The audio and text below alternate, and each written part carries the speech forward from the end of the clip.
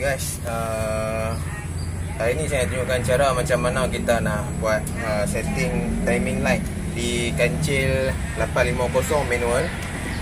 Okey, tujuan kita buat timing light ni untuk kita pastikan ignition kita ni penghantaran api dia lebih sempurna ke kebuk pembakaran lah. Itu function yang untuk kita buat timing light ni di distributor. Okey, step yang pertama kita perlu buat adalah okey, tengok ni.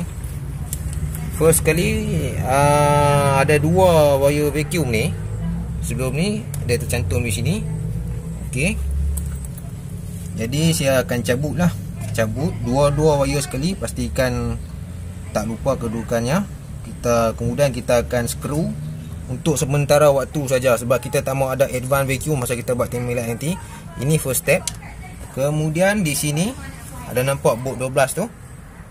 Kita perlu longgarkan sebelum kita start enjin sebab nanti mudah untuk kita melaraskan distributor ni. Kita longgarkan bolt 12 ni Okey.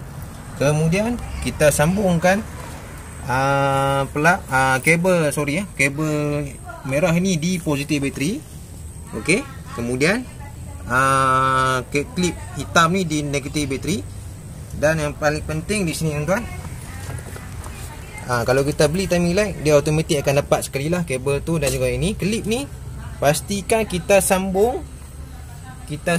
pada kabel plug yang menghala ke piston nombor 1. Okey, macam mana kita nak tahu piston nombor 1 ke 2, 3? Okey, senang lah nak tahu. Kalau piston nombor 1, dia akan bermula daripada arah water pump. Okey, senang cakap, dia bahagian timing belt apa semua ni ada start dari sini 1, 2 dan 3. Jadi ini adalah kabel plug nombor 1. Okey. Kemudian kalau boleh nampak di sini ada arrow ada arrow. Pastikan arrow ni betul. Bermaksud ignition daripada sini dia terus pergi ke piston. Bermaksud arrow kita pun kena betul, ikut jalan daripada ignition ke piston. Okey. Pastikan jangan terbalik nanti bacaan tak tepat. Pastikan arrow begini. Kemudian plug kabel piston nombor 1 kita klik begini.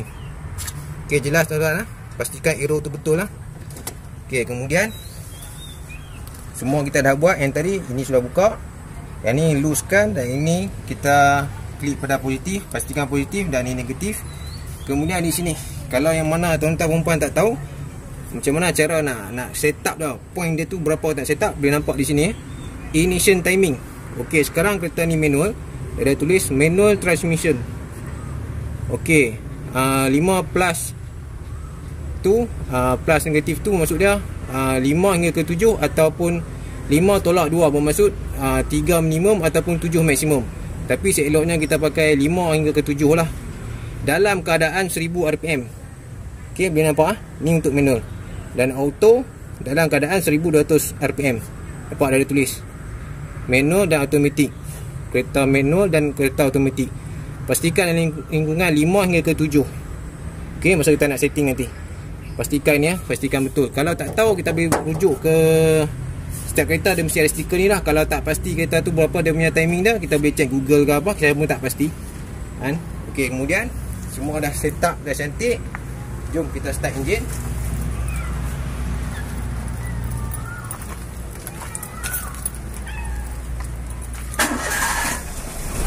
Okey, bila kita dah start enjin, pastikan RPM kita berada di 1000. Okey, pastikan RPM kita berada di 1000. Sekarang macam sekarang ni dah 1000, dah cantik dah tu. Okey, sekarang jom kita mulakan. Kita tengok timing light kita.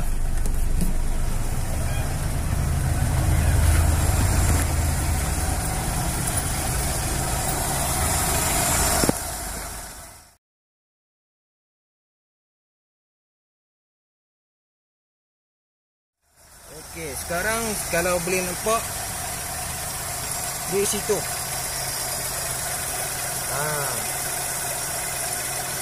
Kalau boleh tengok di bahagian gearbox tu, okey, ada nampak tuan-tuan kita akan tolak di sini. Kita tolak tangan di sini dan kemudian kita laraskan dia untuk dapatkan bacaan 5 hingga ke 7 lah, dalam lingkungan itulah untuk yang terbaik.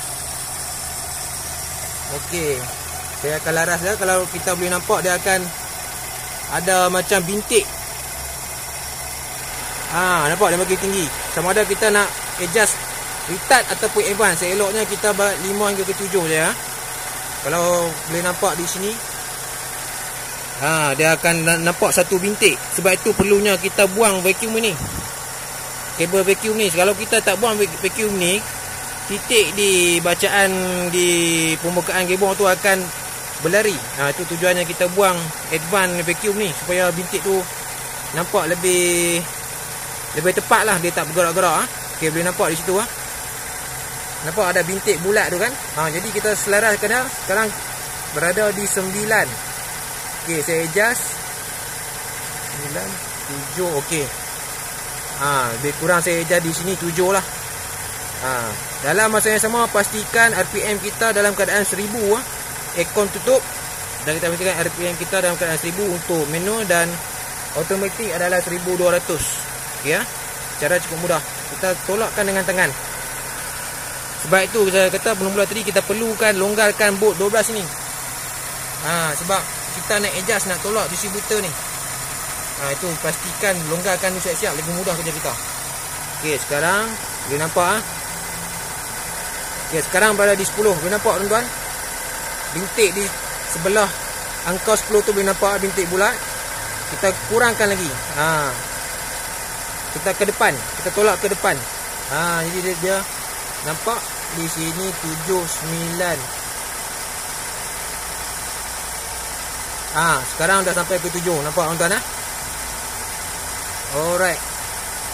Bila dah cukup 7 macam ni, kita lepaskan timing light kita.